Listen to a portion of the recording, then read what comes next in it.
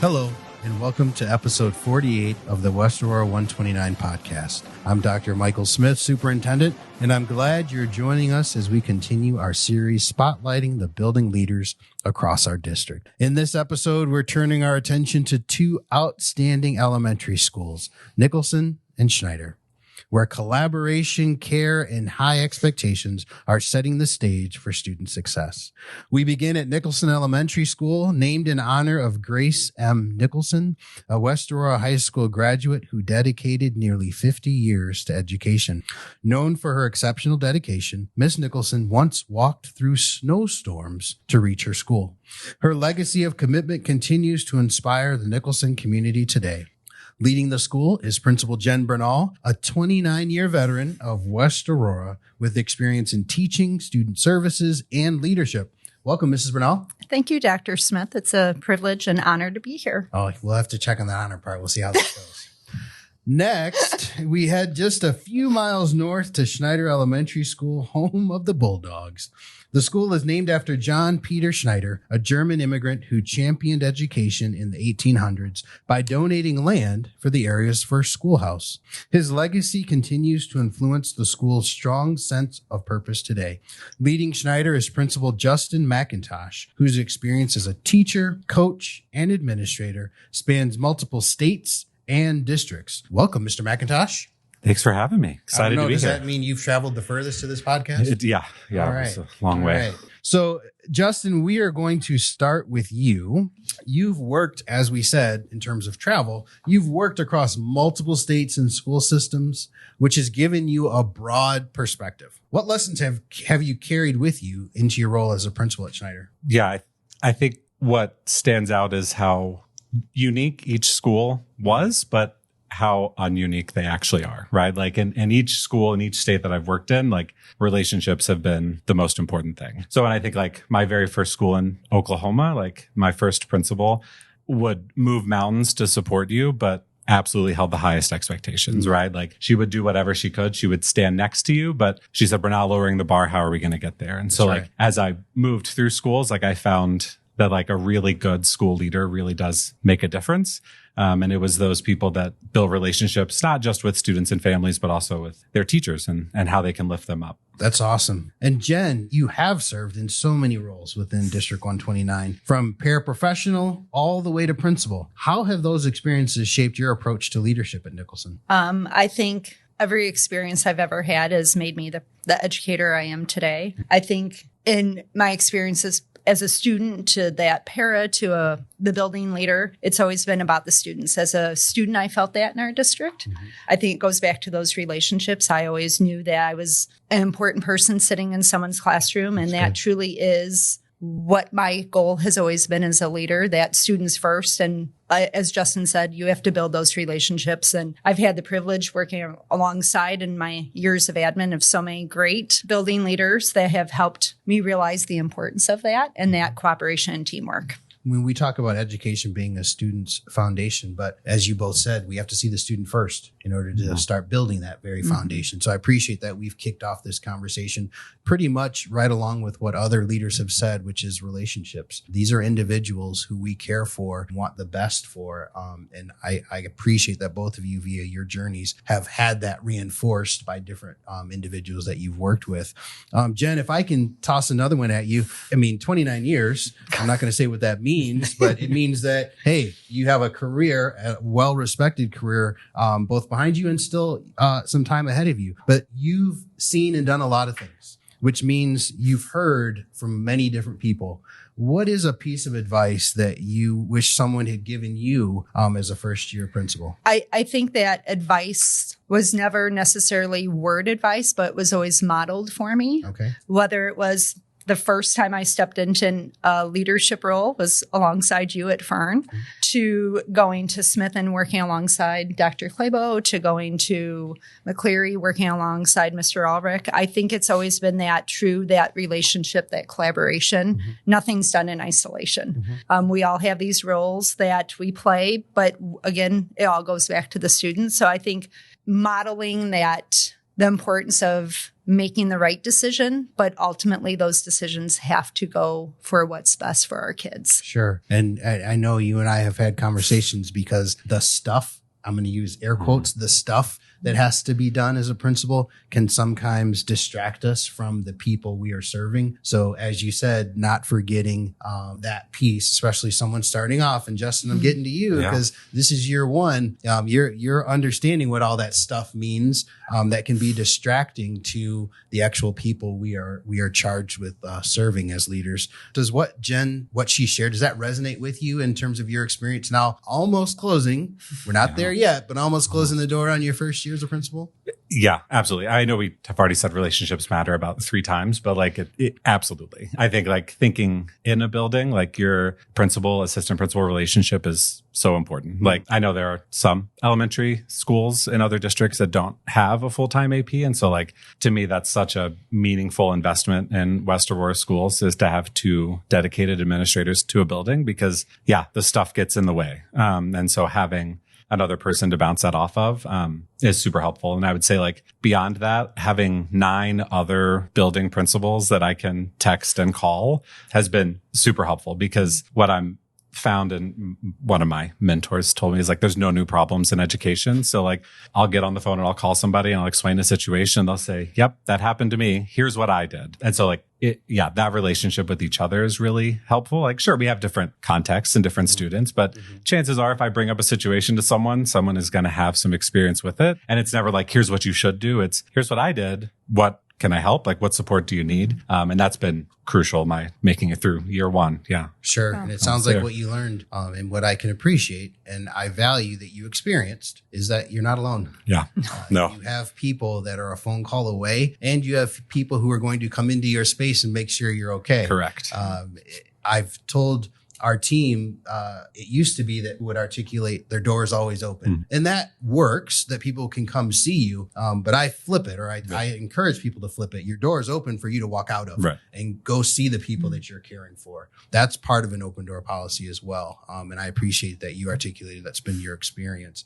I'm going to stay with you, Justin, in terms of our next question, knowing that elementary, it really lays a foundation for a student's entire journey, their educational journey, I should say. What do you hope students walk away with after their years at Schneider? And then Jen, I'll obviously think the same Nicholson, but Justin, you want to start us off? Yeah, I think we obviously want strong academic foundational skills, right? We want our students to be prepared to head to middle school and high school and whatever path lays beyond them. I think we have the added layer of like, I want Schneider students to feel accepted. I want them to feel like they belong in our classrooms, and that they're curious. And, in a couple of weeks, when I talk a 5th grade promotion, it's about, I want you to go on and do good. Like, I think that's something we have to instill in our students and give them the skills to go do that because it's such an important stage of their life that we're lucky to be a part of. No, that's good. Jen, what do you think? I think, Justin said it really well, that our kids matter, that we want the educational foundation to be solid for them. We want them to be successful,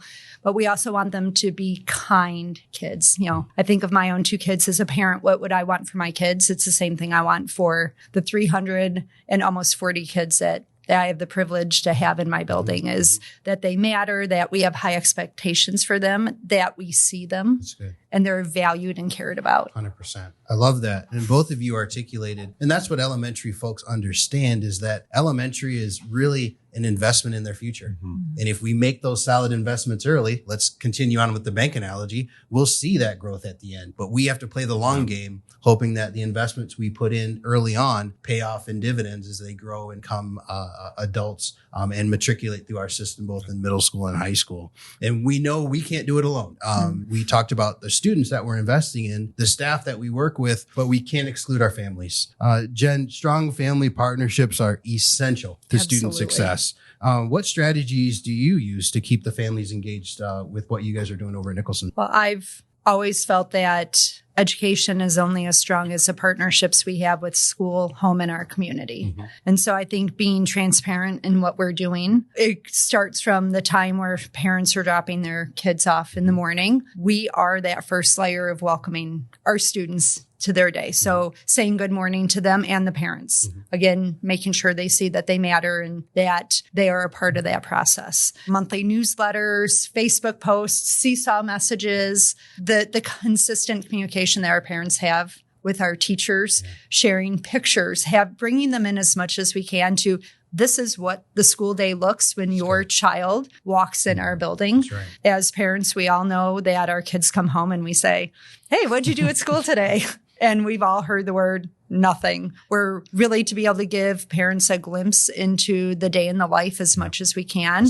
And know that we're doing everything we can to support them educationally and social emotionally. How about our Bulldogs? What are our Bulldogs doing to support our families? Yeah, I think that exactly what Jen just said. Like we have to find ways to open the door into the classroom so that parents know. I mean, they trust us with their kids for a good chunk of the day and a good chunk of the year. And so like there is that almost safety piece, that comfort that parents are seeking, like what is happening when my child isn't with me. That's right. And I think like the conversations that we're starting to have is starting to rethink what does family engagement mean. Parents, families, they're busy, like where they're working. It's not quite what it used to be. And I think that's fine, right? That's just the reality of our system. So to me, our job is now to rethink what does engagement look like? Because it might not be that this parent can chaperone a field trip, but that doesn't necessarily mean the parent's not engaged. So how can we find unique ways that are meaningful for families to be engaged? Like we have our Lotteria night, which was by far our biggest turnout of events. And it was a largely targeted towards our Hispanic population. And so for families to have a space where they see themselves and they say, oh, I know this. I play this every year with my family. Like how cool we get to do this at school. I think it's just finding opportunities for that and just trying to remove as many barriers as we can, because I think Jen's exactly right. Like that partnership is crucial. And I think both sides want it to be successful. And how awesome is it for them to come to school and see a connection to the home as much as we look for the home to be an extension of the classroom. So you both articulated very well the partnership that we seek to have with our families. But again, we don't do this alone. We need the people who show up every day and stand in front of our students, supporting them and helping them make it through the day. And that's our staff. And I love that our staff is open to being better, but we have to be intentional. So can you talk about, and Jen, we'll start with you. Can you talk about things that you've done? Give a couple examples of how you've supported staff in their growth professionally. I think that first and foremost, all of our staff really are doing everything they can to make it the best classroom family that they can have when they welcome their students. I think going back to SIP days, we've been very intentional with a math focus and a math lens this year. So looking at our student data, finding ways to support our students' next steps, providing opportunities for vertical articulation throughout the year. All right, college word, vertical articulation.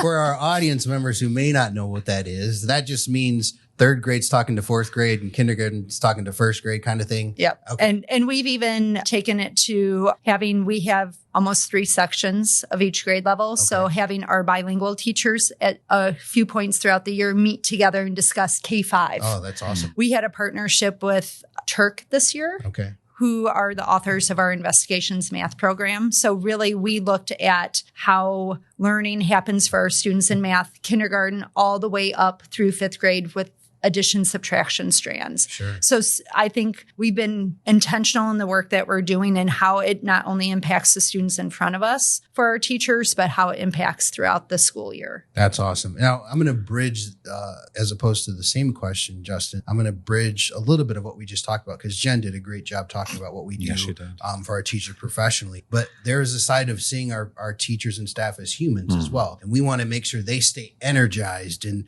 continue to engage in the passion of education. Are there things that you do to support the people? Yeah, food. Oh, just keep them fed.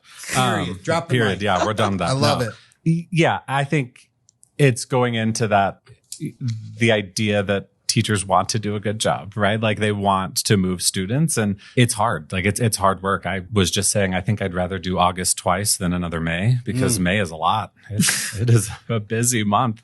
And so like my job now is just what can I take off their plate? Like what can Crystal and I remove? Like can we cover can we copy this for you? Like what is the stuff we can take off? Because sure, we're dealing with it in the office, but they have 23 kids in May that are feeling summer and ready to go. And again, keeping them fed. I mean, a lot of what you talked about speaks to the challenge and the push we have in terms of the expectations that we carry. And Jen, I'm going to flip back to you. You were talking about the education of your students. Jen, how do you balance the challenge and expectation while helping students see themselves and what they are capable of in terms of meeting their full potential? Well, I think we celebrate any time students are making any kind of growth, whether it's they've been at school for a number of days and their attendance has been challenged in some ways. Yeah. It's that academic growth. We have students coming up to, both Jill and I. Guess what? I increased 47 points on iReady. High five. And they know that means that they've learned. And that learning comes from the hard work that they've done. Love it. Sitting in front of the professionals that are doing the hard work every day. I think it's having those dialogues with them that we believe in them, that even if, this goes back to when I was in the classroom teaching. If a student could look at me and say they tried their very best on whatever they did, that is a celebration. And that gives me that starting point to push them forward to that next step. And I think that's part of the process. I think having students as a district, we've really embraced having them turn and talk and share their thinking and share their learning. It's not always, the end goal isn't always about the right answer. It's about the process of the thinking towards that. So I think being able to have those opportunities to be in classrooms and listening to students talking about how they looked at a math problem and solved it. And then when you see them at recess going, oh my gosh, I never thought about math, doing that math problem that way. That's good. That's good. Well, and it's a life skill, and something but I as well have to look in the mirror and say, I'm not where I want to be, but I'm not where I was. And you just articulated how we're trying to help students understand that very concept as they're embracing their own learning. I love that. Justin, leadership is hard. Yes. Yes. It's a big role. There are a lot of initiatives that are coming our way, a lot of expectations on you as a principal. But it's all about those little everyday interactions. Is there one that has stuck with you this year that you might call out as just okay, that was it. That I needed that one. Yeah. I'll give an adult example for staff. So first year at Schneider in the building as a principal. And so I was so nervous for the very first welcome back day because these people, they don't know me, right? Like I was brand new. So I was really worried about, am I going to get crickets when I ask a question? And I did. I got some crickets. I'm smart enough and people will like me, right? Yeah. The joy of, hey, I know nothing about that, that whole first time thing, right? Yeah. No. Just imagine it in front of 2,000 people. There were crickets that day too. So I feel you. Yeah. And so I was thinking back to a couple PLCs ago, like we ran over time because teachers just had so much to share. And it was such a good dialogue. And so like that was a moment where I stood back and I was like, okay, like we're talking, we're moving the needle. Like there is some trust built up between us and we're able to start having those. And then, yeah, of course, there's all the small moments where I grew or I tied my shoes or all those little moments that keep you going. But if I had to think of, adult one. That's awesome. Thank you for sharing that. Jen, what about you? You shared a adult moment, Justin, so I'll share a student moment. We had one of our Eagles that was being challenged by getting to school consistently. And so in doing a home visit, we spoke with the family and helped bridge some of those connections and went back to school. And I had a conversation with the student that I just went to your house and talked to mom, and the eyes biggest saucers, you went to my house and talked to mom. I care enough about you to want you to be at school. The student has been at school every day since. And guess what? Like, see me, I'm here. Hi, Mrs. Bernal. Yeah.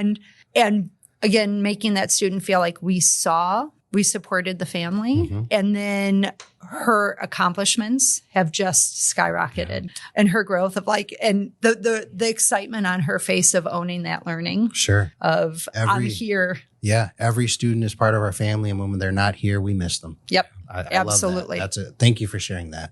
Thank you. Now, This year, we focused throughout the podcast on the underpinnings of leadership, which is the ownership of the role. And we've defined it in terms of trying to articulate what does it look like? What does it feel like? What does it sound like in action? Now, I'm going to challenge you. I want a bumper sticker.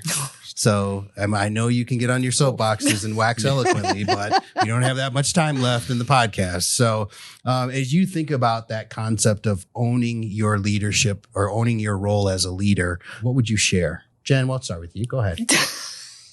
I'm not always good at the bumper stickers.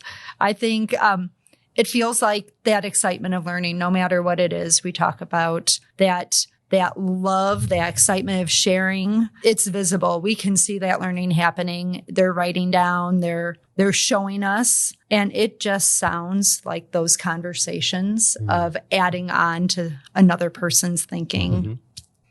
It's as concise as the bumper stickers. All right, we'll take Justin, what do you think? Yeah. So I think a couple of podcasts ago, I did my homework. Dr. Schaefer-Meyer had said like ownership is not perfection. And so to me, like ownership is the opposite of perfect. It's because it's not perfect that we have to own our reality. And that's what we're working towards. I think like education, teaching is uniquely situated in that our job is so impacted by so many other systems and stuff, to use that word again. And so like for me, it's asking, so what? Right? Like, yes, that is all happening. What are we going to do with what we have? Right. Okay. And we can ask the questions about the system. Sure. I'd love to get and go down that rabbit hole. But at the end of the day, what are we going to do in our classrooms tomorrow to keep moving? That's good. All right. It's time for what we call rapid fire, our speed round. It's not on your paper. No, it's not. Should have listened to the podcast. I did listen to some. Thank you. Justin, what is a secret skill? Secret skill. I don't know if that's a skill. So in undergrad, I was a psych major for a bit, and I worked in an animal research lab that was measuring whether pigeons would engage in risk for higher reward. We're going to call that a skill. Nope. She just flapped her wings at me. So we're going to call that a nugget of information we did not know was a part of your life. We're going to stay away from skill on that, but now I know a little bit more of your story. Yeah. And so does the world. You're welcome. Jen, mountains or ocean? Oh, definitely oceans. All right. Show you some water, huh? Oh, the sound of the ocean. There's nothing better. All right. Toes in the sand. I'm a little nervous to go back to you, Justin, but me too. Okay. Are you a planner or you go with the flow? Oh, I would say planner, but again, past couple months. Considering the pause in your answer, you are planning your response. Yeah. So you are a planner. I love it. And Jen, to end us, your favorite weekend activity? Going for a run or a long walk and just being outside. Very good. Jen and Justin, thank you for sharing your stories, your insights, and the work you're doing to lead with purpose and compassion.